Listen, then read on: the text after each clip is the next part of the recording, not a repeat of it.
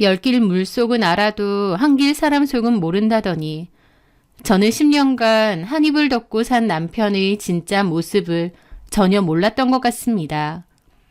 연애 3년, 결혼 10년, 남편에 대해서 누구보다 잘 안다고 생각했는데요. 그래서 저에게 닥친 일이 더 소름 끼치게 느껴졌던 것 같습니다. 저는 강원도의 한 도시에서 미용실을 운영하고 있고 8살 딸아이를 키우고 있어요. 20살 때 미용 시작해서 정말 열심히 일했고 30살 때 제 미용실을 차렸습니다. 그 사이에 남편 만나고 결혼하고 아이도 낳고 제 일에 대한 프라이드도 있고 소소하지만 행복하게 잘 살고 있었어요. 특히 남편이 저에게 굉장히 잘했고 사이가 좋았습니다. 남편은 한 동네에서 쌀로 만든 빵을 판매하는 작은 빵집을 운영하는데요. 부지런하고 성실한 사람이었습니다. 성격도 수더분하고 손님들한테도 친절했기 때문에 동네 평판도 좋았습니다. 예쁜 딸아이 키우면서 각자의 일터에서 열심히 일하면서 그렇게 아무 문제 없이 잘 살아오고 있었는데요. 그러던 어느 날 후배 한 명에게서 전화가 왔습니다. 이름은 김민주이고 미용일 후배였어요. 전에 5년 정도 한 브랜드 미용실에서 디자이너로 근무를 했었는데 그때 스텝으로 들어왔던 직원이었습니다. 저보다 5살이 어렸는데 애교가 많고 귀여운 데다 일도 열심히 했던 후배였죠. 저를 잘 따르기도 해서 제가 일적으로도 많이 도와주고 미용실 밖에서도 친하게 잘 지냈습니다. 미용일에 대한 애살과 열정이 많았기에 저도 더 적극적으로 알려주고 도와주려고 했던 것 같아요. 그렇게 민주는 그 미용실에서 일해서 디자이너까지 달았고 그 해에 결혼을 한다고 했습니다. 결혼식도 갔었고 진심으로 축하를 해주었죠. 그리고 남편 따라서 다른 지역으로 간다고 했고 미용실은 그만두었습니다. 저도 다음 해에 바로 그만두고 제 미용실을 차렸고요. 하여튼 오랫동안 친하게 잘 지내던 후배인데 그렇게 헤어지게 되니 너무 아쉽더라고요. 그 이후로 연락을 좀 주고받다가 각자 사는 게 바빠서 소원해지게 되었습니다. 그런데 그렇게 한동안 연락이 끊겼던 민주가 갑자기 연락이 온 거예요. 이 지역으로 다시 이사 왔는데 일자리가 필요해서 연락한다고 하면서요. 반갑기도 하면서도 갑자기 무슨 일 때문에 여기로 다시 왔나 싶어 놀랐죠. 그렇게 제가 운영하는 미용실로 오라고 했습니다. 민주는 이혼을 했다고 했어요. 살면서 여러 문제로 많이 부딪히다가 결국 이혼했다고 하더라고요. 3살 정도 되는 아들 하나가 있다고 했습니다. 아들은 민주가 키운다고 하고요. 이혼도 했으니 연고도 없는 남편 고향에 더 이상 있을 필요가 없어서 원래 고향이었던 이 지역으로 다시 이사를 온 거라고 했습니다. 그러면서 저보고 혹시 이 미용실에는 디자이너 안 필요하느냐 물어보더라고요. 당장 필요했던 건 아니지만 사정이 딱해서 저희 미용실에서 일하라고 했습니다. 실력 있는 친구다 보니 저희 미용실에도 도움이 될 거라고 생각했고요. 그렇게 민주는 저희 미용실에서 일했는데 저는 혼자서 아들을 키우고 있는 민주를 배려해 주었습니다. 아이 하원 시간에 맞춰 일찍 퇴근을 하게 해준다던가 아이가 어린이집을 못 가면 쉬게 해준다던가 예약 손님은 제가 대신 땜빵을 해준다던가 하면서요. 그리고 민주는 아이도 종종 미용실에 잘 데리고 왔습니다. 이혼하고 혼자 아이 키우면서 일하는 민주가 짠하고 안쓰럽기도 했지만 또 한편으론 대단하고 멋지다 싶기도 하더라고요. 가끔 저희 남편이 저희 딸과 민준의 아들을 돌봐주기로 하고 민주랑 저는 나가서 맥주 한잔하고 들어올 때도 있었습니다. 남편은 자기도 아이 잘 보니까 저보고도 바람 쐬러 민주 씨랑 다니라면서 그런 식으로 배려를 많이 해줬어요. 혼자서 아이들을 보는 게 쉽지 않을 텐데도 말이죠. 그 덕분에 저도 민주랑 한 번씩 나가서 술 한 잔도 하고 밥도 먹고 이야기도 많이 주고받으며 자유시간을 즐겼습니다. 어느 날, 그날도 남편이 아이를 봐주기로 하고 저와 민주는 아파트 상가에 있는 양꼬치집에서 맥주를 한잔 하기로 했죠. 그날 민주는 술을 좀 많이 마셨는데 저한테 그러더라고요. 언니, 저는요, 세상에서 언니가 제일 부러워요. 내가? 내가 왜 부러워? 세상에 부러울 만한 사람 얼마나 많은데. 다 모르겠고, 저는 그냥 언니가 제일 부러워요. 전에도 그랬고요. 지금도 그래요. 내가 왜? 제가 보는 언니는 늘 행복해 보여서요. 밝고 긍정적이고 꼬인 데가 없어 보여요. 손님들이 언니 친절하다고 그러잖아요. 근데 그 친절함이라는 것도 결국 성격이거든요. 언니는 기본적으로 꼬인 데가 없고 사람 만나는 걸 좋아하니까 늘 친절하고 밝게 손님들도 대하는 것 같아요. 지금 뭐 칭찬 타임이야? 쑥스럽게. 그리고 민주 너도 손님들한테 잘하잖아. 단골도 많고. 겉으론 잘하죠. 근데 제 속은 아니에요. 제 속이 얼마나 드글드글한 줄 아세요? 명품 신발, 명품 가방 들고 미용실 와서 돈 쓰고 시간 죽이는 여자들 보면 저 여자는 뭔 복이 있어서 저렇게 사나 싶어요. 저는 서서 내내 일하니까 하지 정맥 오고 다리 붓고 피곤한 몸 이끌고 집에 오면 애 돌봐야 되고 밀린 집안일에 이렇게 가끔 형부가 우리 지우까지 돌봐주고 시간 보내라고 하는 거 아니면 저는 숨구멍이 없이 사는 것 같아요. 그러면서 술을 마시더라고요. 민주는 평소와는 분위기가 달랐습니다. 마냥 밝고 긍정적인 후배인 줄 알았는데 사실은 속으로 많이 힘들었나 보다 싶어서 안쓰럽더라고요. 저는 뭐라고 해줘야 할까 고민하는데 민주가 그러더군요. 언니가 그렇게 밝은 거 가정이 행복해서 그런 것도 있는 것 같아요. 형부가 언니한테 워낙 잘하잖아요. 배우자하고 사이 안 좋고 집안에서 문제 있으면 밖에서도 결코 좋을 수 없거든요. 남자든 여자든. 하여튼 언니 부러워요. 나랑 우리 신랑도 겉으로는 그렇지 사실은 많이 싸워. 이해 안 되는 부분도 많고 그냥 그러려니 하는 거지 뭐.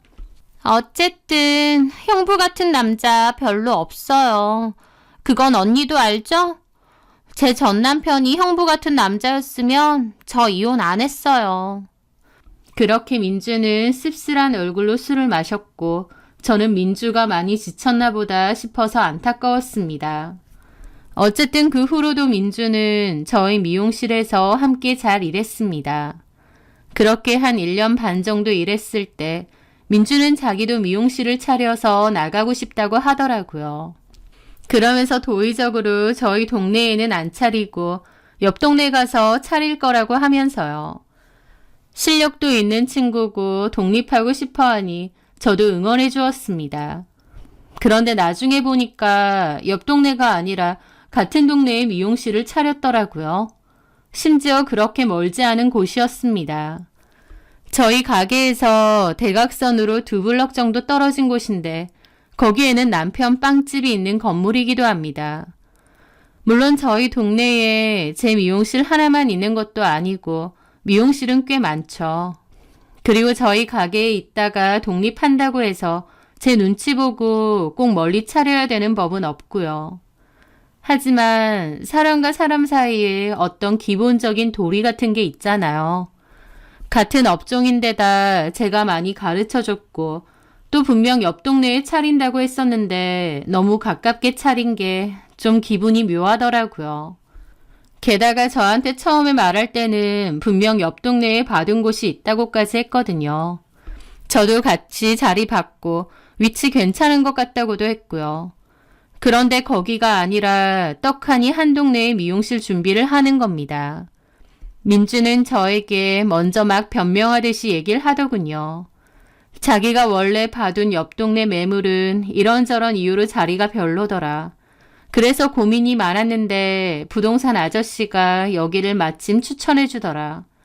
언니네 미용실과 너무 가까워서 고민을 많이 했는데 여기가 최선인 것 같아서 어쩔 수 없었다. 이해를 해줘라 라고요. 좋은 자리 있으면 해야지 괜찮다고 하면서도 기분이 좀 묘한 건 어쩔 수 없었습니다. 하지만 한편으론 친한 후배가 새로 가게를 오픈하고 새 시작을 하는 거니까 응원하는 마음이 더 컸어요. 그동안 이런저런 일로 많이 힘들어했고 또 혼자 아이도 키워야 하는데 장사 잘 돼서 고민 좀 덜었으면 좋겠다 싶기도 했고요. 하여튼 그렇게 민주는 준비 끝에 본인의 미용실을 오픈했습니다. 민준의 미용실은 다른 직원 없이 혼자서 일하는 1인 미용실이었어요. 민주와 저는 각자 가게를 운영하다 보니 전처럼 얼굴 보기는 어려워졌습니다. 가끔 연락 정도만 했는데 많이 바쁜지 제가 연락하면 답이 늦을 때가 많더라고요. 한 동네에 살면서 만나는 일도 연락하는 일도 확 줄어들었죠. 가게 처음 오픈하면 얼마나 정신없는지 알기 때문에 이해했습니다. 그런데 민주가 가게를 오픈하고 몇 달 정도 지나고부터 제 귀에 묘하게 안 좋은 소식이 들려오더라고요. 저희 가게에 오는 단골 손님들이 얘기해 줬습니다. 조 사장, 전에 여기서 일했던 디자이너 있었잖아. 여기서 별로 안 먼 곳에 미용실 차린 것 같던데? 아, 네, 맞아요. 아니, 상도덕이 없어? 여기서 일해놓고 뭘 그렇게 가깝게 차려? 아니에요. 제가 그래도 된다고 했어요. 거기 위치나 자리가 괜찮은데 아깝잖아요. 조 사장 성격도 참 좋네. 여기 있는 손님 다 뺏어가면 어쩌려고 괜찮다 그래. 에이, 저희 단골 손님 많은데요, 뭐. 아유, 순진한 소리. 가격도 여기보다 더 싸게 하더만. 막 제품도 훨씬 좋다고 홍보하고. 아, 그래요? 그래도 나는 조 사장이 머리 해주는 게 마음에 들어서 무조건 여기 오지만 그쪽으로 옮긴 사람 좀 될걸? 어차피 같은 미용실 출신이라 실력도 비슷한데 가격은 거기가 훨씬 싸니까. 그리고 가격이나 실력 그런 게 중요한 게 아니야. 그쪽 미용실 원장이 조 원장에 대해서 안 좋게 말하고 다니는 것 같던데. 네? 그게 무슨 말씀이세요? 저는 손님의 말에 너무 놀라 머리를 말다 말고 멈췄습니다. 나 아는 친구가 그 미용실 다니는데 한번 물어봤었나 봐. 전에 저쪽 사거리 쪽 미용실 있지 않았냐고. 그랬더니 그 원장이 맞다면서 거기서 일하다가 독립한 거라고 했다네. 네, 그렇죠. 그런데요? 근데 대놓고는 아닌데 좀 은근하게 조 원장을 까듯이 얘기하더라던데. 네? 저에 대해서 뭐라고요? 막 대놓고 욕하고 이랬던 건 아니고 은근히 거기가 갑질심해서 그만두고 차렸다는 식으로 얘기를 하더래. 게다가 파마약이나 염색약 이런 거 재료도 좋은 거 쓰는 척 하는데 사실은 별로 안 좋은 거 싸구려 쓴다는 식으로 말했다던데. 내가 조 원장네 미용실 단골인 거 아니까 그 친구가 나한테 묻더라고. 거기 원장 성격 이상하다던데 괜찮냐고. 가격도 더 비싸면서 제품도 별로라는데 거기 왜 다니냐고 말이야. 그래서 내가 그랬지. 무슨 소리냐고. 내가 여기 오픈 때부터 왔던 단골인데 원장 성격 싹싹하고 실력도 좋고 여기서 머리하고 나면 별로 상하지도 않는다고 그랬다니까. 저는 그 손님의 말에 꽤나 큰 충격을 받았습니다. 믿을 수가 없었어요. 민주가 자기 미용실에 온 손님들한테 제 험담을 했다는 게요. 정말 그 친구분이 그렇게 들으셨다고요? 그쪽 미용실 김민주 원장이 저에 대해서 그렇게 말을 해요? 제가 너무 놀란 표정을 짓자 그 손님도 덩달아 놀라시더라고요. 내가 뭐 말을 잘못 전한 건가? 아니 나는 기분이 너무 나빠서 내가 보기에 그 원장이 자기 장사 잘 되려고 조 원장 까내리는 것 같아. 한번 확인해봐. 그 손님의 말에 저는 멍해졌습니다. 도무지 이해가 안 되더라고요. 민주랑 저는 단순한 원장과 직원 사이가 아니었습니다. 예전 미용실 때부터 잘 지내왔었고 일자리 필요하다고 해서 제가 저희 미용실에서 일할 수 있게끔 도와도 줬죠. 일하는 거 말고도 사적으로 밥도 먹고 술도 먹고 개인적인 이야기도 숱하게 나누었습니다.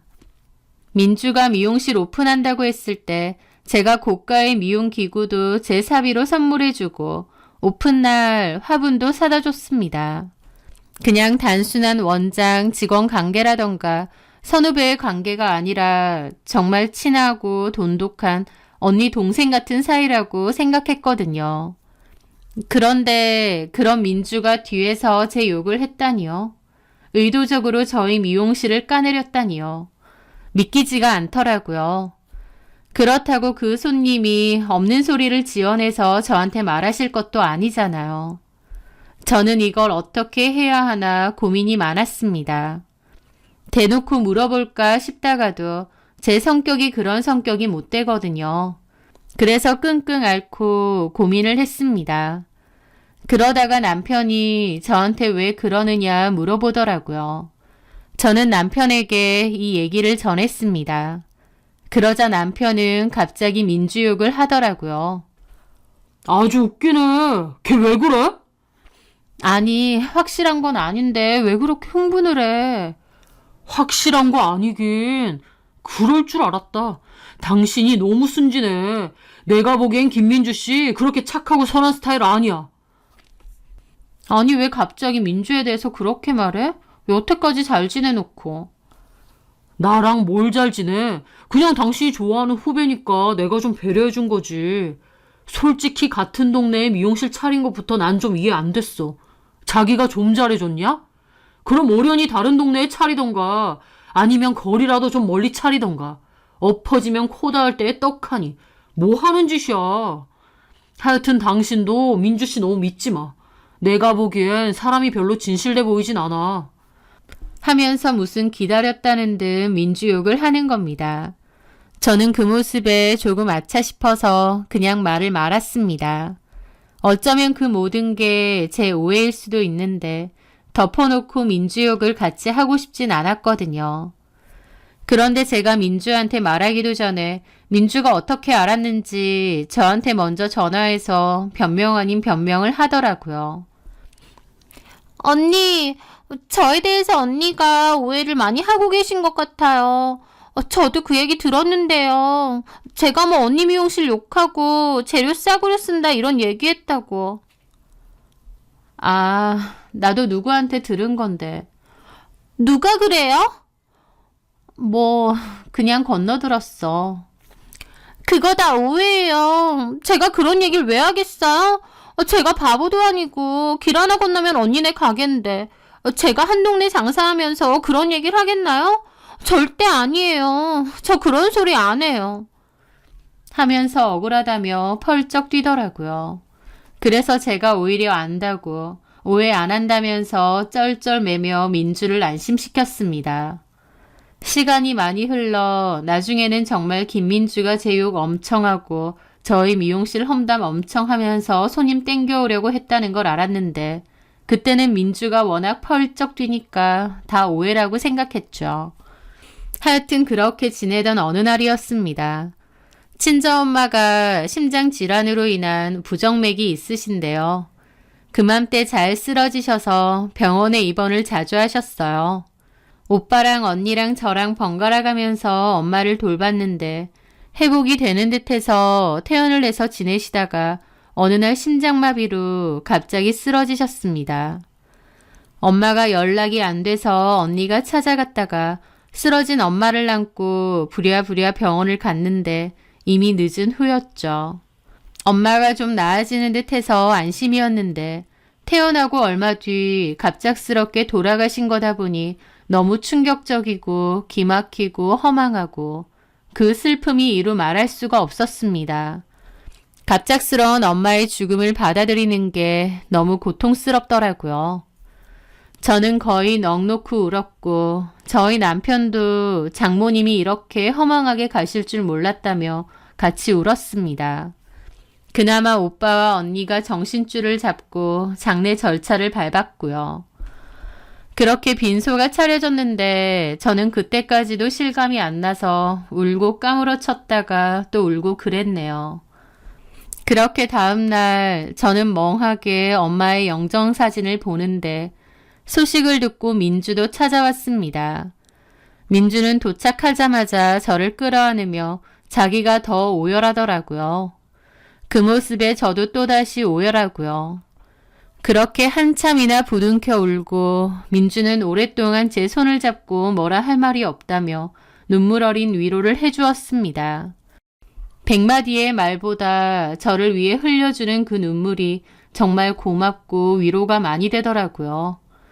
그렇게 민주는 저희 엄마 장례식장에 와서 5시간 정도를 제 곁에 있어주다가 아이 때문에 가야 된다고 했습니다.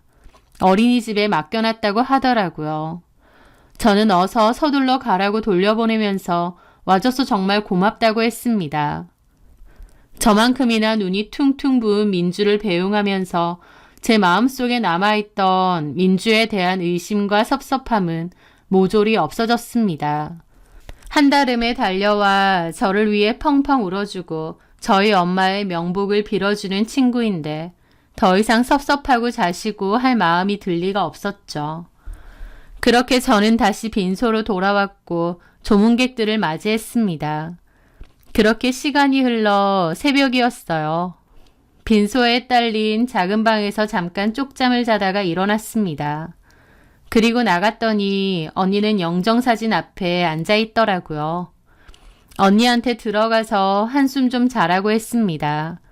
그러면서 근데 언니 이 사람 못 봤어? 같이 한숨 자고 있는 줄 알았는데 없네. 제부? 아까 보니까 잠깐 밖으로 나가는 것 같던데. 이 시간에? 저는 어리둥절해하며 남편을 찾으러 나갔습니다. 이 늦은 새벽에 어딜 갔나 싶더라고요. 그렇게 복도로 나왔는데 남편이 계단 쪽에서 통화를 하고 있는 게 보이는 겁니다. 좀 흥분한 모습으로요. 이 늦은 시간에 도대체 누구랑 통화를 해? 싶더군요. 의아해서 다가가려는데 그 통화 내용이 좀 이상한 겁니다. 너무 그렇게 닥달 좀 하지 마. 그렇게 쉬운 일이 아니잖아. 오늘 와서 계속 있었던 것도 나 압박하려고 그랬던 거지. 제발 시간을 두고 좀 천천히 보자. 저 사람 지금 엄마 죽고 제정신 아닌데 그런 말까지 내가 어떻게 해. 나도 진짜 지친다. 대화 내용이 정말 이상하더라고요. 남편은 누군지도 모르는 그 대화 상대자랑 싸우고 전화를 끊으려고 했고 저는 일단 몸을 좀 피해서 화장실 안으로 들어갔습니다. 남편은 전화를 끊고 씩씩거리다가 담배를 피러 나가는 것 같았습니다. 저는 화장실에 숨어서 지켜보는데 너무 황당하더라고요. 느낌상 왠지 여자일 것 같더군요. 내연 관계의 여자요. 저는 너무나도 복잡하고 심란한 기분을 뒤로하고 일단 빈소로 돌아갔습니다. 언니가 제부 찾았느냐 물었고 저는 언니한테 나중에 얘기할 테니까 내 남편에게 별다른 말은 하지 말라고 했습니다. 제가 남편을 찾았다느니 어디 갔었냐느니 이런 얘기요. 언니는 어리둥절해 하면서 일단 알겠다고 하더라고요. 그렇게 저는 다시 방으로 들어왔고 컴컴한 방 안에서 많은 생각을 했죠. 좀 전에 남편이 했던 대화를 곱씹으면서요. 도대체 뭘까? 그게 무슨 통화일까? 미치겠더라고요. 그러다가 남편이 들어왔고 한숨과 함께 제 옆에서 누워서 눈을 붙였습니다. 저는 남편이 살짝 코를 고는 것을 듣고 잠이 들었구나 싶어서 충전 중이던 남편 폰을 꺼내 들고 밖으로 나왔죠. 언니는 저한테 무슨 일이냐고 했고 저는 일단 엄마 장례식 다 끝나면 얘기하겠다고 했습니다. 그리고 폰을 들고 밖으로 나왔죠. 남편은 모든 통화가 자동 녹음이 되게끔 해놓거든요. 기억력이 좋지 않아서 실수가 여러 번 있었다 보니 무조건 통화 내용은 자동 녹음을 해놓고 필요하면 다시 들어볼 때도 많았습니다. 저는 아까 도대체 누구랑 통화했을까 떨리는 기분으로 봤는데 김민주 씨라고 되어 있는 겁니다. 저는 눈을 의심했어요. 남편이 통화했던 사람이 바로 민주였습니다. 그 순간 심장이 철렁 내려앉더라고요. 민주라고? 어안이 벙벙해서 핸드폰 속 그 이름을 한참이나 쳐다봤죠. 몇 시간 전만 해도 저희 엄마 장례식장에 찾아와서 저를 부둥켜 안고 같이 꺼이꺼이 울어주던 동생 같던 후배인 민주가 내 남편이랑 이 시간에 그 이상한 통화를 했다고? 기분이 말도 못하게 정말 이상하더라고요. 저는 떨리는 손으로 두 사람의 통화 녹음을 들었습니다. 너 조문 갔다 왔으면 그만이지. 왜 자꾸 문자 보내? 그리고 지금 시간이 몇 시냐? 처가 식구들 다 있는데. 그러게 왜 답장을 자꾸 안 하는데. 내가 그럴 정신이야? 조문객도 별로 없더만. 오빠가 하는 것도 없잖아. 어차피 현미 언니 친오빠도 거기 있고. 왜 자꾸 연락해? 말투 왜 그래? 오빠 보면 나한테 되게 함부로 한다. 언니한테 하는 거랑 달라. 그거 따지려고 전화했냐? 피곤해 죽겠는데. 나한테 자꾸 이래봐. 언니한테 다 말할까? 협박해? 현미가 다 알면 너는 뭐 멀쩡하고? 나는 아쉬울 거 없지. 왜 없어? 이 좁은 동네에 소문 다 나면 너도 끝이지. 오빠보단 낫지. 오빠야말로 약속 안 지키고 이런 식으로 할 거야? 무슨 약속? 현미 언니랑 헤어질 거라며. 현미 언니랑 끝내고 나랑 우리 지우 키우고 살 거라며. 오빠가 뭐랬어? 장모님 건강 안 좋아서 하루 이틀 한다고. 돌아가시면 유산 받을 텐데 그거 적당히 나눠받고 이혼하면 된다고 했지? 근데 그렇게 해놓고 요즘 들어 나한테 너무 무심하고 연락도 잘 안 되고. 나 진짜 슬슬 기분 나쁠라 그러네. 나 갖고 놀아? 이제 오빠 말대로 현미 언니 엄마 돌아가셨지? 유산 받고 오빠 목 받고 나면 헤어져. 알았지? 알았다 알았어. 재촉 좀 하지 마라. 너 그러다가 현미한테 들킨다. 오빠나 조심해. 딴 마음 먹지 말고. 그랬단 봐. 오빠 죽고 나 죽는 거야. 나 잃을 거 없거든? 협박 좀 그만하지. 너무 그렇게 닥달 좀 하지 마. 그렇게 쉬운 일이 아니잖아. 오늘 와서 계속 있었던 것도 나 압박하려고 그랬던 거지? 제발 시간을 두고 좀 천천히 보자. 저 사람 지금 엄마 죽고 제정신 아닌데 그런 말까지 내가 어떻게 해. 나도 진짜 지친다. 끊어. 그 통화 내용을 듣는데 입이 떡 벌어져서 안 다물어지더라고요. 내 남편이 다름 아닌 김민주랑 내연관계였다니 정말 상상도 못한 일이었습니다. 그럴 수 있을 거란 생각조차 못했어요. 저희 남편에게 불륜이라는 단어는 거리가 먼 줄 알았고 동생 같은 후배인 민주가 저를 배신할 거라고도 생각 못했습니다. 너무 기가 막히고 배신감에 입이 다물어지질 않더라고요. 저는 넋이 나갔습니다. 엄마가 갑자기 돌아가신 것 때문에 너무 고통스럽고 힘든데 또 이런 일까지 겹치다니요. 제가 감당하기 힘든 고통이더라고요. 저는 그날 계단에서 몇 시간이나 눈물을 흘렸습니다. 괴로움이 너무 직격타로 오니까 어쩔 도리를 모르겠더라고요. 그렇게 가슴을 부여잡고 울고 또 울었죠. 한바탕 미친 듯이 울고 나니 정신이 좀 맑아졌습니다. 남편과 김민주를 용서할 수 없었어요. 저는 그 금수만도 못한 것들을 내 인생에서 완전히 도려내겠다고 결심했습니다. 저는 일단 정신줄 잡고 엄마의 남은 장례와 더불어 발인도 했습니다. 제가 입 꾹 다물고 아무 말도 안 하고 남편 말에도 최소한의 대답만 했는데 사실 남편 면상도 쳐다보기 싫어서 그랬거든요. 남편은 제가 엄마 돌아가시고 너무 충격을 받아 그런다고 생각하는지 이해하느니 어쩌느니 하더라고요. 이해 같은 소리 안에 당장이라도 뺨을 올려붙이고 싶은 걸 이악 물고 참았습니다.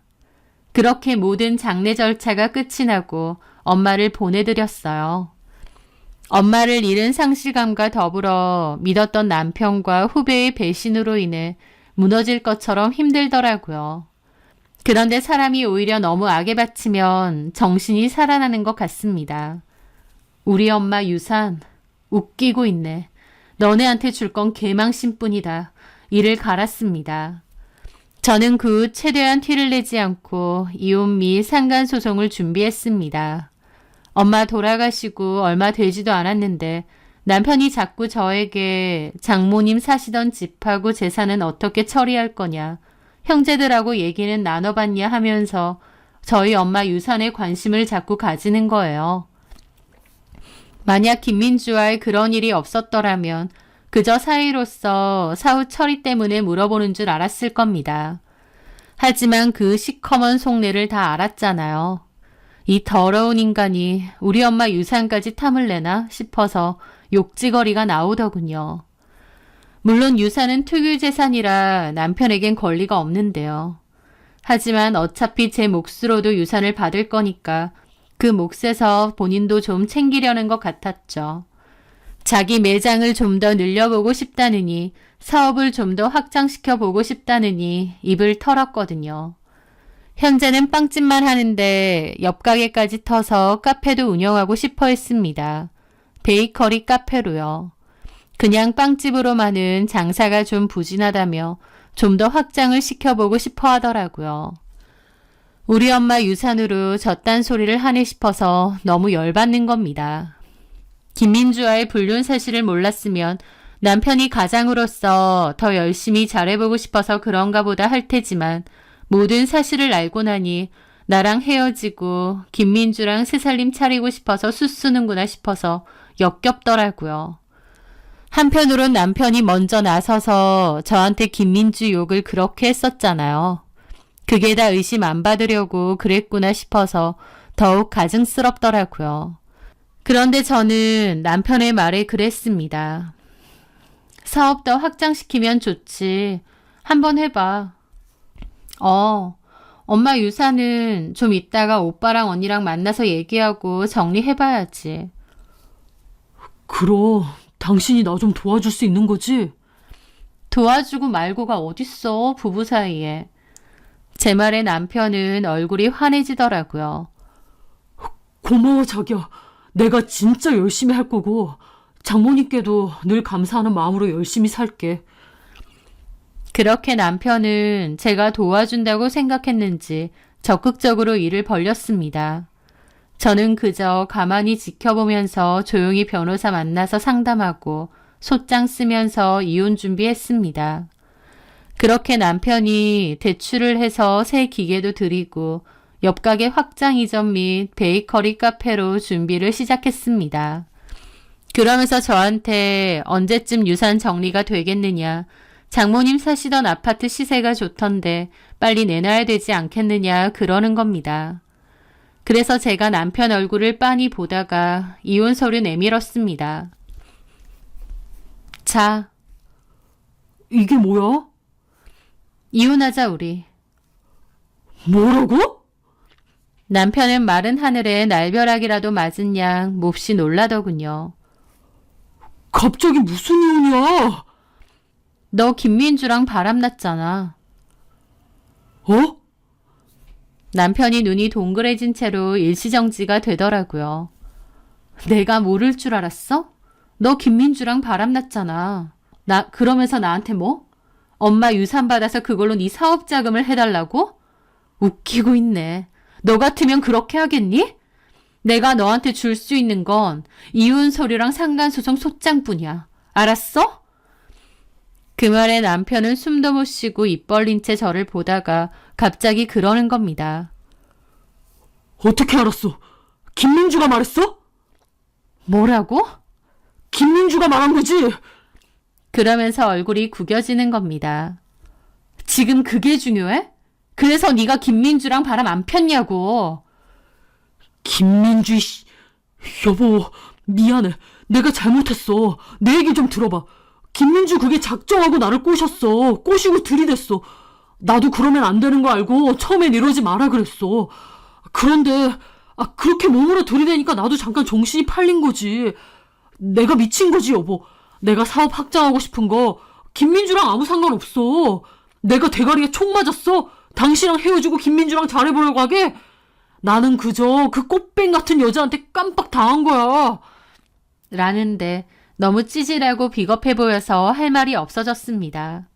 그 전까진 제가 그토록 사랑하고 믿어왔던 믿음직한 남편이었는데 불륜사실 걸리자마자 그년이 꽃뱀이라고 자기는 순진하게 당한 거다 어쩐다 하는데 와, 진짜 정이 다 털리더라고요.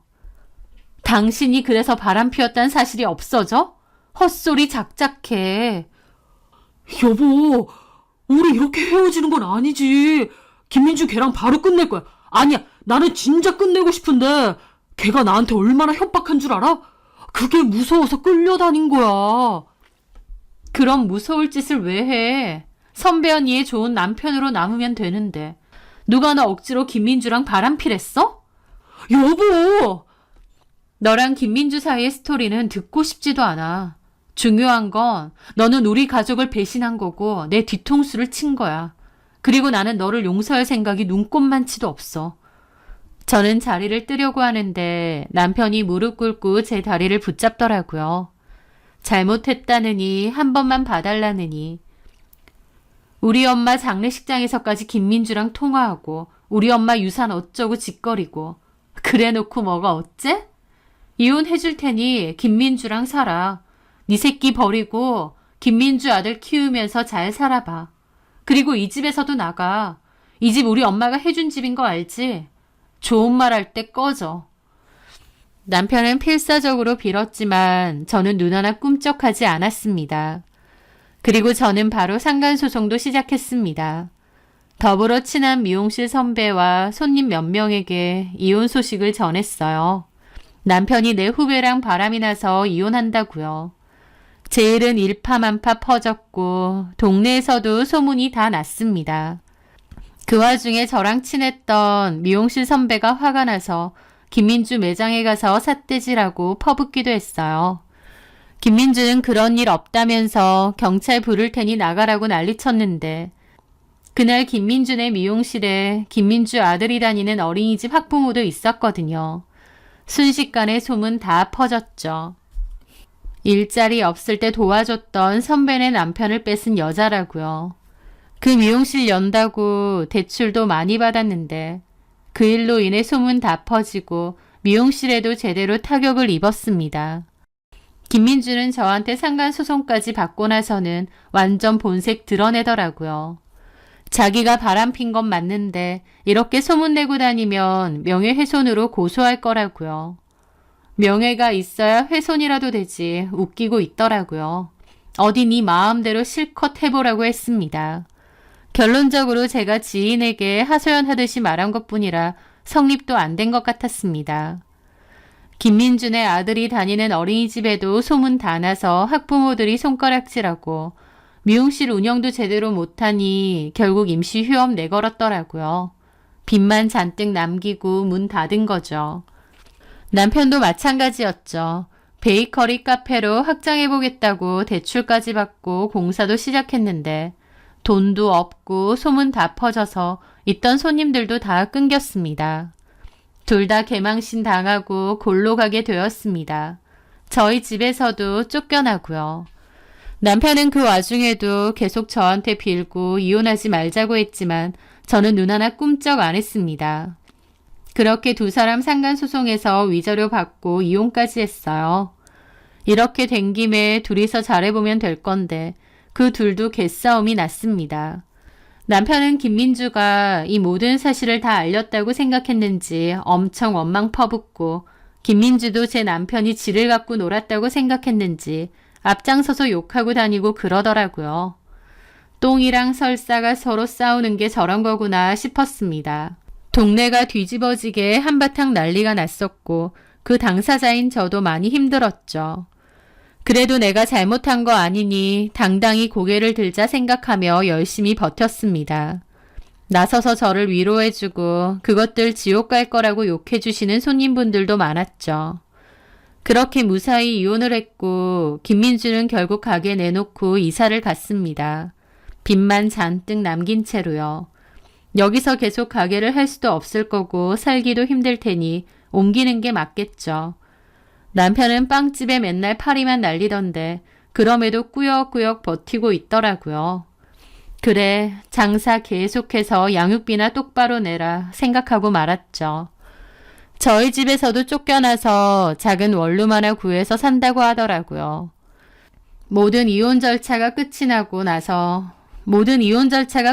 나서 문득 김민주가 저랑 술 마실 때 했던 말이 떠올랐습니다. 제가 부럽다고. 자기 남편이 저희 남편 같았으면 이혼 안 했을 거라고 했던 그 말이요. 제가 사는 게 좋아 보이고 부러웠으면 저의 좋은 점을 따라했으면 될 거였습니다. 성실하게 일하고 늘 새로운 기술도 배워보려고 하고 사람들에게 친절하려고 노력하고 그런 점들이요. 그런데 김민주는 가장 한심하고도 멍청한 방법을 선택했습니다. 부러워했던 제 남편을 뺏는 것 말이죠. 남의 것을 뺏는다고 그 행복이 결코 내 것이 되는 게 아닌데 김민주나 전 남편이나 너무 멍청하고 한심할 뿐입니다. 사람에게 배신을 당했지만 더 좋은 사람들이 많다는 걸 알기에 이 또한 인생 공부했다 생각하고 받아들이려 해요. 제 사연 들어주셔서 감사합니다.